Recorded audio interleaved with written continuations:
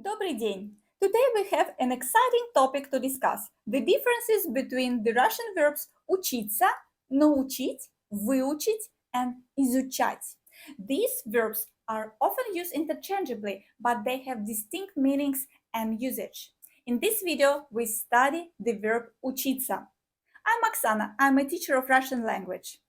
This verb is used when we refer to the process of learning or studying. It's primarily used to describe how a person acquires knowledge or skills.